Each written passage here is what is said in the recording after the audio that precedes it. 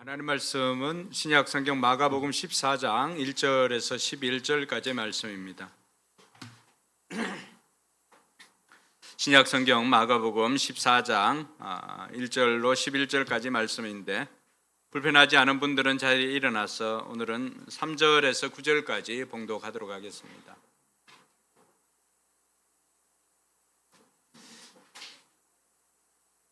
네, 마가복음 14장 3절로 9절까지 함께 봉독하겠습니다.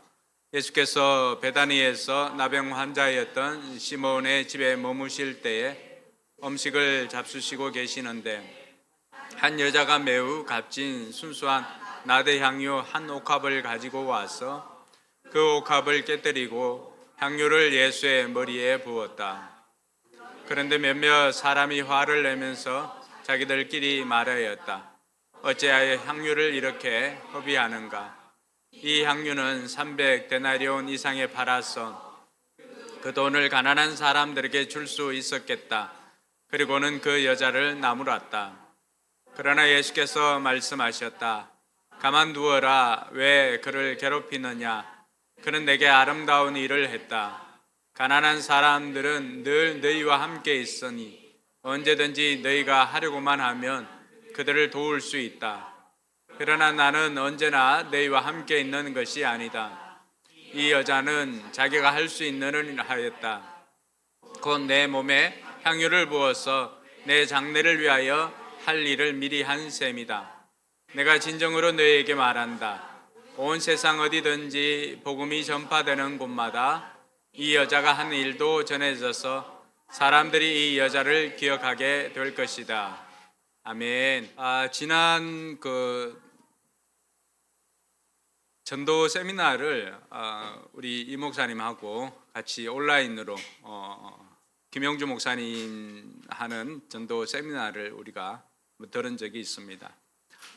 그때 목사님이 강의하시고 중간중간에 그 목자들을 통해 가지고 사례 발표를 이렇게 하시도록 하였는데, 그때 나온 분 중에 그 탄자니아 목장의 그 목자 박용철이라고 하는 목자님이 계셨는데, 그 목자님이 자기 목장 이야기들을 이렇게 이야기하고는 마지막에 그 한 문장을 이렇게 그 PPT에 나눔을 마치며 하고는 PPT에 한 문장을 이렇게 띄웠어요.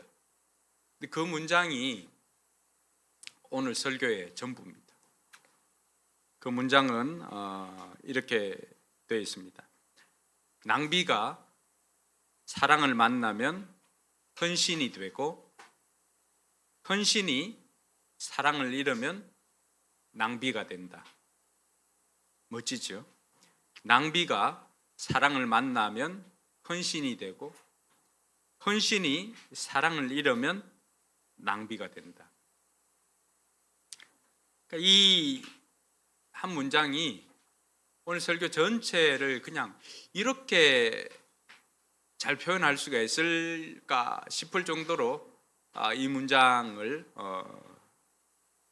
정리가 된 거예요. 그래서 그때 저는 이제 박영철 목자님이 어떤 이야기 했는지 다 잊어버렸어요. 근데 이 문장은 제 마음속에 이렇게 남아 있어서 이번 설교를 준비하면서도 그때 그 문장 해서 어제 이 목사님한테도 한번 찾아보라고 나도 이제 사진을 찍어 놓은 게 있어 가지고 해보니까 이제 이게 목사님이 한 건지 목자님이 한 건지 그게 이제 헷갈려 가지고 나는 찾아보니까 목자님이 사례 발표하고 난 내용이었습니다. 이 내용이 어떤 내용이냐 하면은 예수님께서 베다니 시몬의 집에, 근데 이 시몬은 문둥병에 걸렸다가 나병에 걸렸다가 나은 사람이라고 했잖아요, 그렇죠? 근데 요한복음에 보면은 예수님께서 나사로의 일로 인해 가지고 그 베다니에서 잔치를 베풀 때였어요. 그 동일한 내용입니다. 그래서 이 시몬의 집에서 식사를 할 때 한 여인이 나와 가지고 예수님께 나와 가지고 매우 값진 나드 향유 옥합을 깨뜨리고는 그 향을 예수님 머리에 이렇게 부었습니다. 흔히 기름 부음 이렇게 하는 것처럼.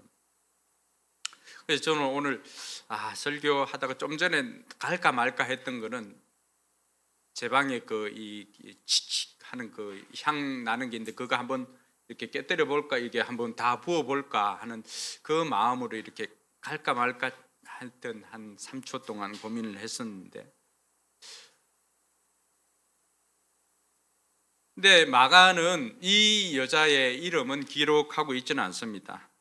한 여자가 이렇게 매우 값진 순수한 나드 향유 한 옥합을 가지고 와서 옥합을 깨뜨리고는 향유를 예수님 머리에 부었다라고 했는데, 요한은 이 여인이 마리아라고 분명하게 이야기를 하고 있습니다. 요한복음 12장 3절에 보니까 그때 마리아가 매우 값진 순나드 향유 한 건을 가져다가 예수의 여기는 발에 붓고 자기 머리털로 그 발을 닦았다. 온 집안에 향유 냄새가 가득 찼다, 이렇게 되어 있습니다. 향유를 부은 것은 동일한 행동이죠. 향유를 부었는데 이 향유를 부은 여인의 마리아의 행동을 보고 오늘 한 사람의 반응과 예수님의 반응이 달랐다는 거예요. 그런데 이 한 사람도 마가는 이름을 기록하지 않고 어떤 사람이 이렇게 표현을 했는데, 요한은 그 한 사람이 예수님을 판 가룟 유다라고 분명하게 밝히고 있습니다.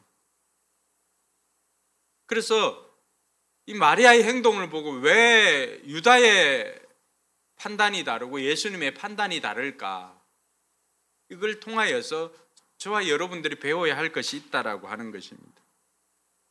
오늘 우리가 읽었던 말씀에 보면은 몇몇 사람이, 유다뿐만이 아니었죠, 몇몇 사람이 화를 내면서 자기들끼리 말을 한 거예요.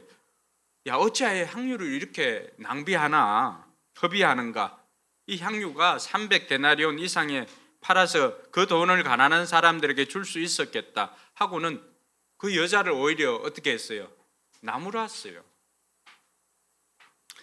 여러분, 300데나리온이라고 하니까 어느 정도 가치가 있는지를 모를 수도 있는데 1데나리온은 노동자의 하루 품삯입니다.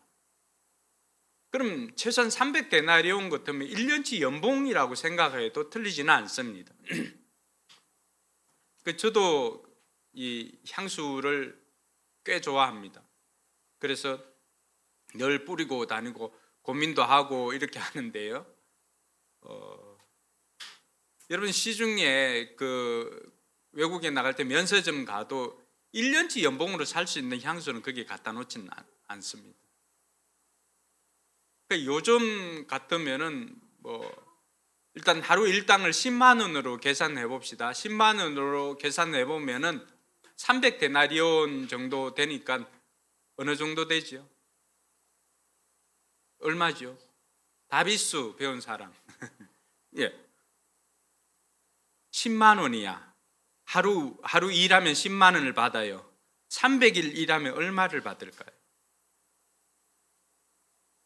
땡. 이런 땡. 3천만 원. 다비수 배운 사람하고 안 배운 사람, 제대로 배운 사람하고 안 배운 사람 차이가 좀 나네요. 이런 수업 시간, 다비수 수업 시간 좀 집중해야 되겠다. 그래. 얼마라고요?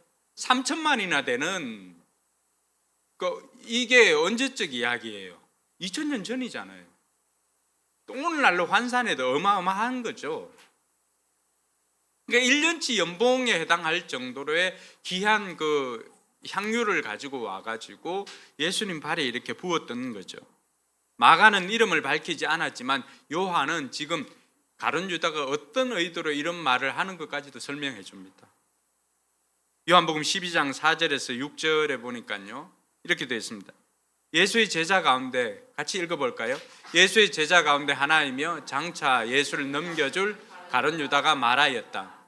이 향유를 300데나리온에 팔아서 가난한 사람들에게 주지 않고 왜 이렇게 낭비하는가? 그가 이렇게 말하는 것은 가난한 사람을 생각해서가 아니다. 그는 도둑이어서 돈 자루를 맡아 가지고 있으면서 거기에 든 것을 훔쳐내곤 하였기 때문이다.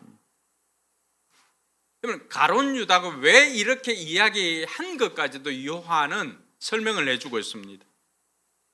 예수님을 생각한 게 아니라고 하는 거예요. 제자의 자리에 있으면서도 그는 향유의 가치를 그저 돈으로 환산했던, 돈만 보았던 사람인 것을 알 수가 있습니다. 그러니 이 사람에게는 예수님에 대한 사랑보다도 예수님에 대한 사랑이 없어졌잖아요. 식어졌잖아요. 그러니까 아까 뭐라고 했어요? 헌신해서 뭐가 없으면, 사랑이 없으면 뭐가 된다고 했어요? 낭비가 되는 거죠. 그러니 이 가룟 유다의 눈에는 지금 마리아가 하고 있는 행동은 뭐예요? 낭비죠, 낭비. 왜 저렇게 해? 그걸 팔아가지고, 아니 그 300데나리온에 팔아가지고 오히려 그걸 가지고 다른 사람들, 가난한 사람들 도와주면 되지 않냐? 얼마나 명분이 좋습니까? 여러분, 우리가 오늘 이 사건을 통해서도 우리 청소년들도 잘 들어야 돼. 다음 세대도 잘 들어야 돼. 사람을 볼 때 뭘로 판단할 것인가? 얼마나 합리적이고 논리적입니까? 가룟 유다가 이야기하는 것들이 합리적이고 논리적이지만 그러나 하나님 마음에 합한 것은 아니죠. 사람을 볼 때 합리적인 사람이냐 얼마나 논리적인 사람이냐를 보는 것이 아니라 내면에 어떤 동기를 가지고 있는가를 보아야 된다라고 말씀하는 거죠. 가룟 유다가 내면에 어떤 동기를 가지고 있는 거예요? 그가 이렇게 말한 거는 가난한 사람 생각해서 한 게 아니다라고 그렇게 말합니다. 그리고 요한은 함께 동역자였고 제자였던 그를 뭘로 평가한 거예요? 그는 도둑이었다, 도둑. 도둑이었기 때문에 돈자루를 가지고 있으면서, 가룟 유다가 회계 담당이었거든요. 돈자루를 가지고 있으면서 거기에 들어있는 돈을 훔쳐내기 때문이다라고 그렇게 이야기를 합니다. 자, 여러분, 가룟 유다 지는 몰랐을 거예요.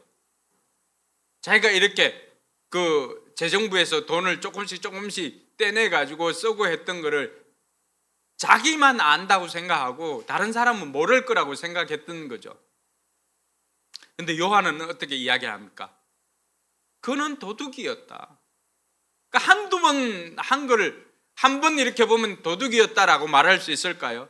말할 수 있겠지만은 내가 잘못 봤다? 이렇게 생각할 수도 있잖아, 그렇죠? 그런데 두 번, 세 번 되니까 이제 저 사람은 우리의 재정을 맡고 있으면서 거기에서 필요한 대로 자기가 거기에서 돈을 빼서 유용하고 하는 것을 보니까 요한이 볼 때는 그 사람은 뭐예요?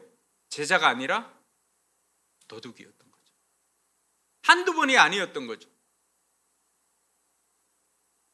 가룟 유다가 이렇게 마리아의 행동을 보면서 그 헌신을 낭비로 만들어 버렸던 것은 더 이상 예수님에 대한 사랑이나 이런 것이 없이 그는 예수님을 이용만 한 사람이라고 우리는 알게 되는 것입니다. 3년을 함께 예수님과 동거동락하고 예수님과 함께 하였음에도 불구하고 그는 예수님과 다른 이야기를 하는 거예요. 오늘 교회 다닌 연수를 계산하고 우리와 함께하고 오랜 시간 함께해도 여전히 결정적인 순간에 딴 이야기를 하는 것과 똑같습니다. 그 사람은 예수를 따르는 사람이 아니라 그 사람은 예수를 이용한 사람인 것입니다. 오늘 우리가 그렇게 될 수 있다라고 하는 거예요. 그러니 그런 사람들을 말씀을 통해서 보니까 이런 사람이었구나 평가를 할 수가 있게 되더라고 하는 것입니다. 그동안 교회나 예수님이 자기에게 유익이 되고 도움이 되었기 때문에 구원자나 구세주나 주인이나 이런 개념보다 자기에게 도움이 되고 유익이 되니까 예수님을 따라다녔습니다. 근데 더 이상 자신이 기대하는 이런 유익이나 이런 것이 없을 것 같으니까 어떻게 합니까? 예수님을 파는 자리에까지 이르게 된 것입니다. 예수님을 위한 헌신을 낭비라고 생각하였던 것입니다. 그러니 목자, 목녀들이 수고하는 것들을 보면 낭비라고 생각할 수가 있겠지요. 왜 그렇게까지 해야 돼? 뭐가 없는 거예요? 예수님에 대한 사랑이 없는 거예요. 그는 예수님을 따르는 사람이 아니라 예수님을 이용한 사람이었습니다. 그러니 이런 사람들은 신앙도 팔 수도 있고 예수님을 팔 수도 있다라고 하는 것입니다. 놀라운 것은 예수님께서 이 사람을 어떻게 평가했을까요? 예수님께서는 오늘 21절 말씀, 우리가 읽지는 않았지만 21절 말씀에 보니까 그 사람은 차라리 태어나지 않았다면 자기에게 좋았을 것이다 이렇게 이야기를 합니다. 예수님을 이용만 하려고 했던 사람, 예수님에 대한 헌신을 낭비로 만들어버리는 사람, 이 사람은 차라리 나지 않는 게 그 사람에게 좋았을 뻔하였다라고 그렇게 말씀하고 있습니다. 오늘 우리가 이 땅 가운데 살아가면서 예수님을 따른다고 하면서 예수님으로부터 이런 평가는 듣지 않아야 할 것 아닙니까? 예수님께서 여러분들을 보시며 차라리 야 너는 안 태어났으면 좋겠다 이런 이야기를 듣는다는 것은 얼마나 우리에게 수치스러운 일일까요?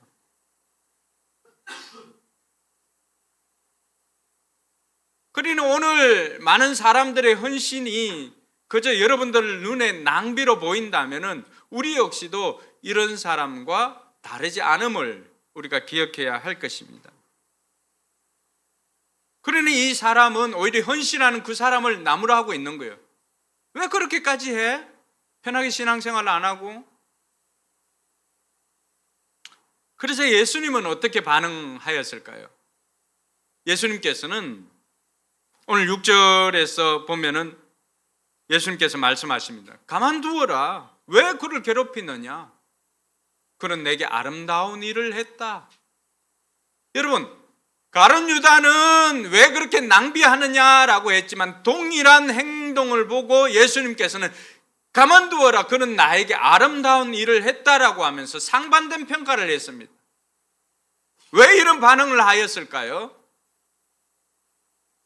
바로 예수님께서는 이 여인의 마리아의 그 내면의 사랑의 동기를 보았기 때문입니다. 할렐루야.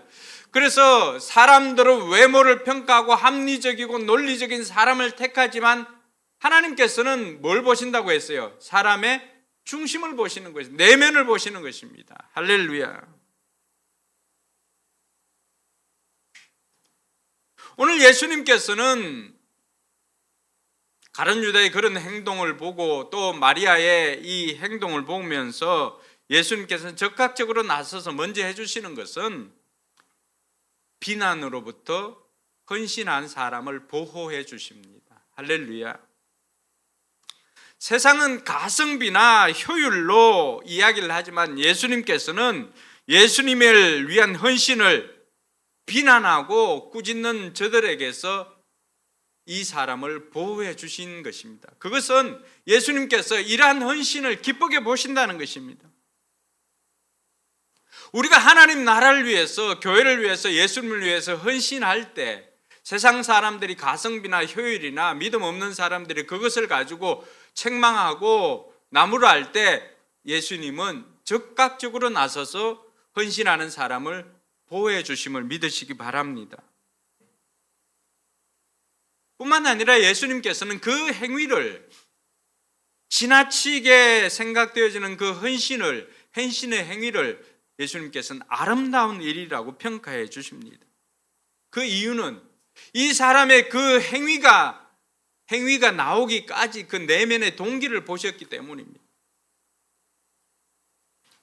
예수님께서 마리아의 옥합 사건을 단순히 소비가 아니라 주님의 고난에 참여하는 최고의 영적 퍼포먼스로 인정해 주신 것입니다. 할렐루야. 여러분, 이 내용이 지금 마리아가 옥합을 붓고 예수님께서 아름다운 일이라고 평가해 준 이 내용이 왜 예수님께서 아름답다고 평가해 주었을까요? 오늘 이 이야기는 마치 샌드위치 안에 있는 햄버거 패티 사이에 끼어 있는 그 고기처럼 양쪽으로 이야기가 음모와 배신의 중간에 쌓여 있는 헌신의 이야기입니다. 우리가 읽지는 않았지만 1절에서 2절에 무엇이 있습니까? 대제사장들과 서기관들이 예수님을 뭐 할 궁리를 한 거예요? 죽일 궁리를 하고 있는 거예요. 죽일 궁리. 예수를 붙잡아 죽일까 하고 궁리하고 있었다. 그런데 왜 못한 거예요? 2절 한번 볼까요? 같이 읽습니다. 그런데 그들은 백성이 소동을 일으키면 안 되니 명절에는 하지 말자 하고 말하였다. 대제사장들과 서기관들은 예수님을 거부한 사람들입니다. 예수님을 거부한 사람들은 예수님을 죽일 궁리를 하고 있는 거예요. 이런 음모가 시작되어지는 것이 이 헌신이 나오기 전의 배경입니다. 그럼 그 뒷배경은 어떻게 되나요? 오늘 우리가 읽지는 않았지만 함께 속해 있는 본문이었던 10절에서 11절에 보면은 같이 읽습니다. 12제자 가운데 하나인 가룟 유다가 대제사장들에게 예수를 넘겨줄 마음을 품고 그들을 찾아갔다. 그들은 유다의 말을 듣고서 기뻐하여 그에게 은돈을 주기로 약속하였다. 그래서 유다는 예수를 넘겨줄 적당한 기회를 노리고 있었다. 뭐예요? 음모와 배신 사이에 이 헌신의 아름다운 이야기가 있는 거예요. 예수님을 거부하고 예수님을 이용하려고 하는 사람들 사이에서 예수님에 대한 헌신이 있으니 이것을 얼마나 아름다운 일인가를 예수님께서 판단을 하고 평가를 했던 것입니다. 그리고는 예수님께서는 복음이 전파되는 곳마다 여자가 한 이 행동도 기록하여서 사람들에게 기억하게 하여라라고 말하였던 것입니다. 사랑하는 성도 여러분, 동일한 행동이지만 그 내면에 있는 사랑을 본 사람은 그 낭비 같은 것을, 낭비의 사랑이 있으니까 이걸 뭘로 본 거예요? 아름다운 헌신으로 보았다고 한다면은 유다는 어떻게 된 거예요? 이 아름다운 헌신에 사랑이 없으니까, 사랑을 보지를 못하니까 뭘로 본 거예요? 이 헌신을 낭비로 보았던 것입니다. 그러니 오늘 저와 여러분들은 우리는 어떤 사람인가, 또 우리가 헌신하고자 할 때 주님께서는 어떻게 평가하는가를 기억을 하고, 대제사장이나 서기관들은 사람들 눈이 두려웠어요. 오늘 저와 여러분들은 하나님을 두려워할 줄 아는 저와 여러분들이 되어야 할 것입니다. 그럼 우리는 어떻게 하면은 이 낭비가 헌신이 되도록 우리가 해야 될까? 낭비하지 않고 헌신하기 위해서 우리는 어떻게 해야 될까? 첫 번째는 헌신은 계산하는 것이 아니라 사랑으로 하는 것입니다. 가룟 유다는 계산하였기 때문에 그것을 헌신을 낭비로 만들어 버렸습니다. 사랑이 없는 거죠. 마리아의 행동은 돌발적인 행동이 아니었습니다. 마리아는 하나님께로부터 받은 사랑이 너무나 많았기 때문에 이런 행동을 하였던 것입니다. 그래서 우리가 지난번 왕과 사는 남자 할 때 헌신에 대한 정의를 다시 한번 정의를 해준 적이 있죠. 기억납니까? 안 나야 내가 다 또 써먹을 수 있으니까 정상입니다. 헌신을 우리가 이때까지 생각할 때 뭐예요? 헌신은 내가 하나님을 위해서 무엇을 하는 것이라고 생각합니다. 근데 그게 아니라고 했죠. 헌신은 내가 하나님을 위해서 무엇을 하는 것이 아니라 하나님께서 나를 사랑하신 그 사랑에 대한 반응이 헌신이라고 했습니다. 그러니 오늘 이 마리아는 하나님께로부터 받은 사랑이 많았기 때문에 그 사랑이 고마워서 이런 헌신을 하게 되었던 것입니다. 동일한 내용은 아니지만 똑같이 향유를 부었던 그 사건을 가지고 누가복음에서는 누가복음 7장 47절에 이렇게 이야기를 합니다. 그러므로 내가 네게 말한다. 이 여자는 그 많은 죄를 용서받았다. 같이 읽습니다. 그것은 그가 용서받은 것이 적은 사람은 적게 사랑한다. 오늘 이 아름다운 낭비를 헌신으로 보는 사람은 사랑을 많이 받은 사람이고 용서를 많이 받은 사람이라고 이야기를 하는 거예요. 그런데 내가 받은 구원이 가치가 있다라고 생각하는 사람은 이 아름다운 낭비를 헌신으로 생각을 하지만 구원에 대한 감격이 없거나 내가 받은 용서에 대한 감격이 없거나 내가 받은 사랑에 대한 그런 이해가 없으면 이것을 낭비로밖에 보지를 않는다는 것입니다. 오늘 마가나 또 누가나 요한은 동일하게 이야기하는 것은 무엇입니까? 이 여인이 이렇게 행동을 한 것은 이 여인이 예수님께로부터 하나님께로부터 받은 사랑이 크기 때문이다라고 말하고 있습니다. 마리아에게 예수님은 어떤 분일까요? 자기 오빠 나사로를 살려주신 분이기도 합니다. 뿐만 아니라 죽음에서 생명으로 인도해 주신 분입니다. 그 어떤 사람은 오늘 그 나병 환자였다가 나음을 입었던 시몬이라고 했잖아요. 근데 요한 복음에 보면은 요한은 이 집이 누구의 집이라고 했어요? 나사로 일로 인해서 마리아하고 잔치를 한다라고 했잖아요. 그래서 혹자들은 이 시몬을 이들의 아버지가 아닌가라고 생각하는 학자들도 있습니다. 자, 그렇게 생각을 해본다라고 하면은 이 가정은 하나님께로부터 받은 사랑이 얼마나 큽니까?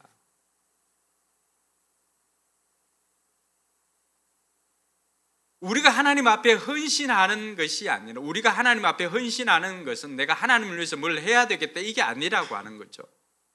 우리가 하나님께로부터 받은 사랑이 많기 때문에 이 받은 사랑을 어찌할까 하면서 그 사랑에 반응하는 것이 헌신입니다.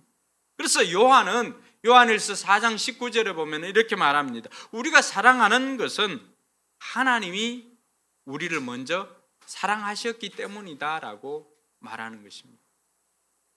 그러니까 우리의 사랑이 하나님의 사랑이 먼저 있었기 때문에 지난번 구레네 사람 시몬이 예수님의 십자가를 지기 전에 예수님이 십자가를 질 수 있었던 것은 뭐라고요? 시몬이 예수님을 사랑하기 이전에 시몬이 십자가를 지기 전에 먼저 예수님께서 시몬을 위해서 십자가를 지셨다라고 하는 것입니다. 그래서 헌신이라고 하였던 거죠. 그래서 이 낭비가 사랑을 만나게 되니까 헌신이 되더라고 하는 것입니다. 사랑하는 성도 여러분, 참된 사랑은 이 낭비를 포함합니다. 근데 하나님은 낭비하는 것 같은 사랑을 기뻐하십니다. 왜냐하면 사랑에는 사실 낭비 성향이 있습니다. 여러분 연애 결혼하신 분 손들어. 원선 집사님 뭐 연애 중매 뭐 어디 포지션을 확실하게 하세요.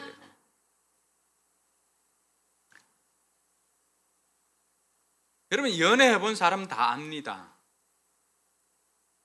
그 사랑에 여러분 남을 건데 이렇게 하면서도 시키죠. 음식도 시키고 뭐도 더 시키고 좀 사치를 부립니다. 낭비를 합니다. 왜 그럴까요?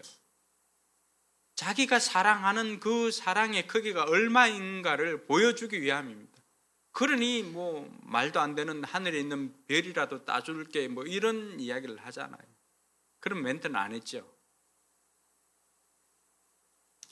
저는 따줄 수도 있다라고는 했습니다. 네. 근데 제가 이 낭비 같은 사랑을 경험한 거는 물론 집사람과 연애하면서도 많이 경험을 했잖아요. 집사람은 저의 사랑을 때로는 이 낭비로 볼 때도 있습니다. 저는 그래서 꽃을 이렇게 사주고 하는데 왜 이런 꽃을 사가지고 제가 이제 누나 집에 갈 때 사랑은 낭비를 포함하는 거구나라고 하는 걸 알게 된데 우리 식구들이 이제 그 아이들 고모야 집에 가면은 아침, 점심, 저녁이나 뭐 밤 12시에 도착했거나 아니면 오전에 도착했거나 예외 없이 밥상이 차려집니다. 네. 밥 먹고 왔냐, 휴게소에서 먹었다 그래도 먹을 걸 내줍니다. 뭐 아침이라고 예외 없이 또 반석이가 또 고기를 좋아하니까 또 반석이를 위해서 고기를 구워주고, 또 하평이가 좋아하는 반찬들, 이런 반찬들 내줍니다. 우리가 그때 밥상에 앉을 때마다 하는 이야기가 있습니다.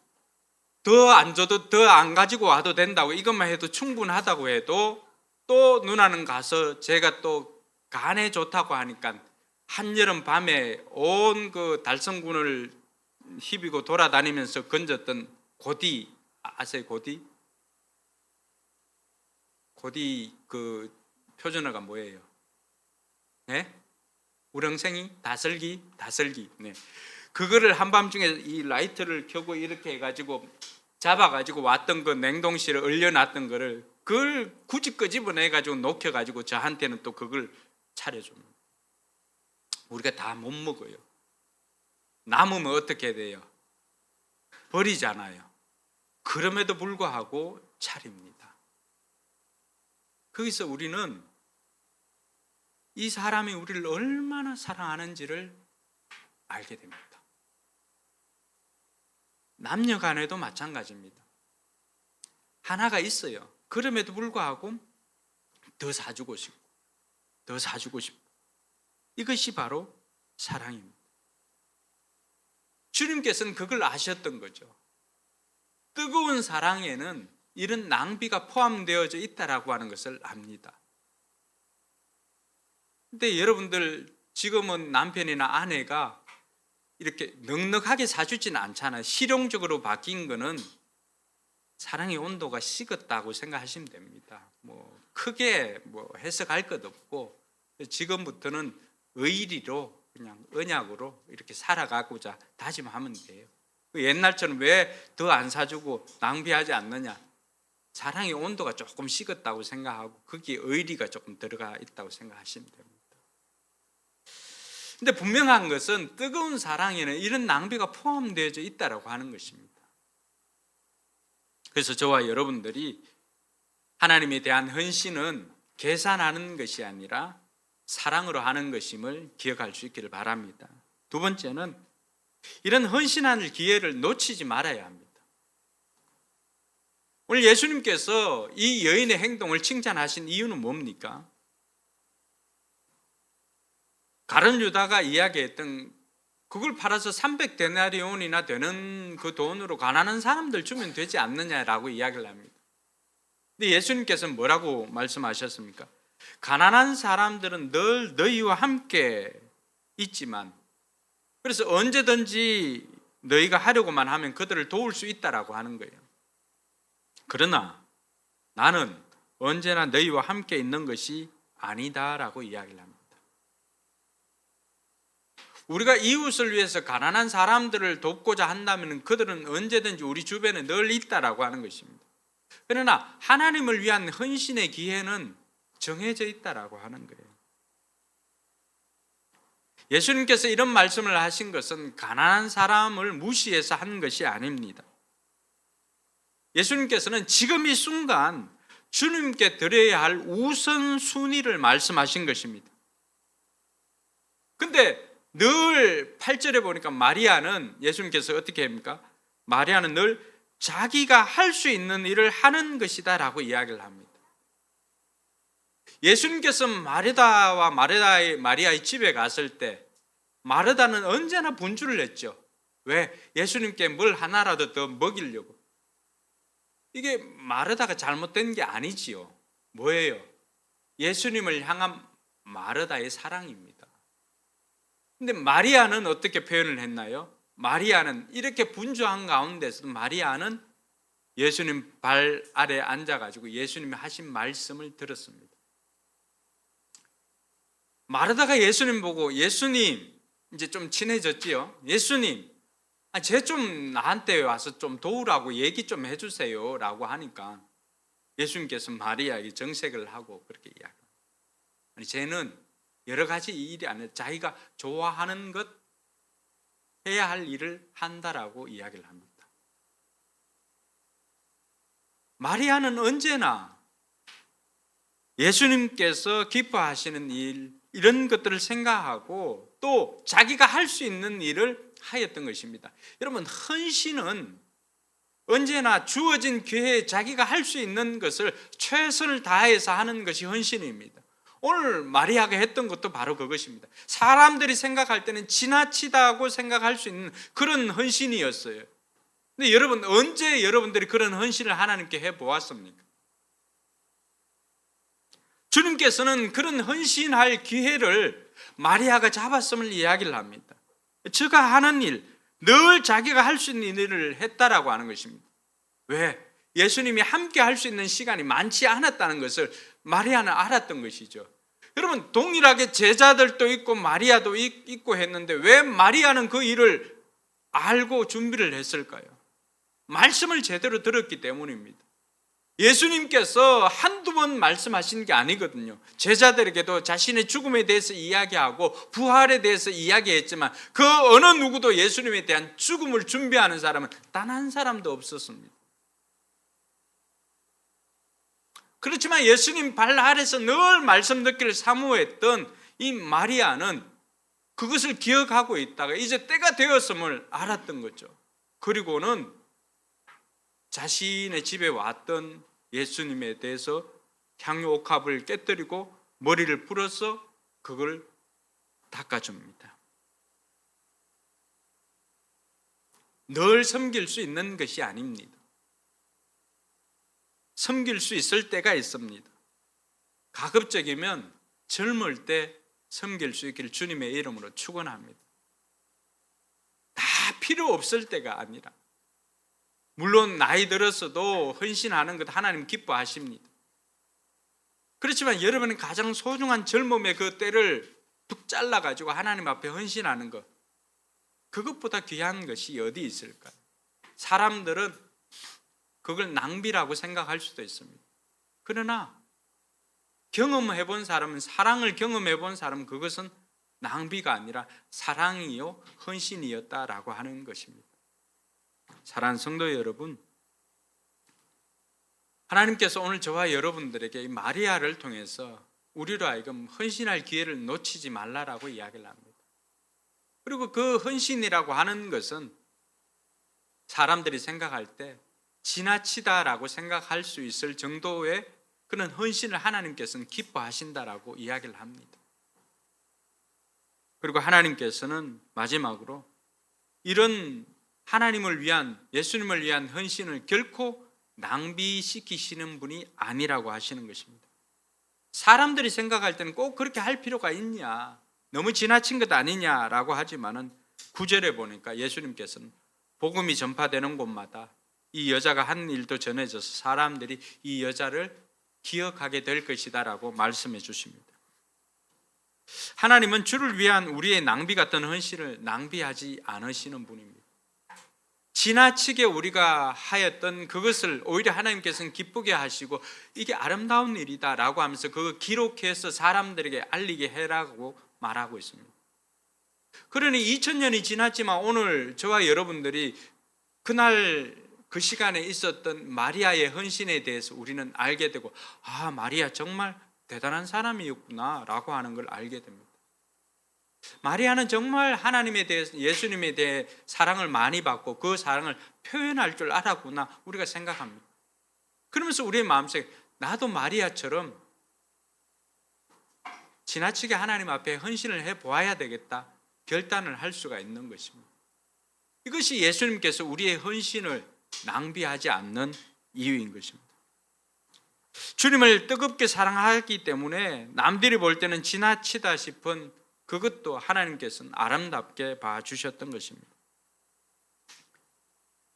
여러분들은 얼마나 주님 앞에 사람들이 생각할 때 지나치다라고 할 만한 헌신을 한 적이 어느 때가 있습니까?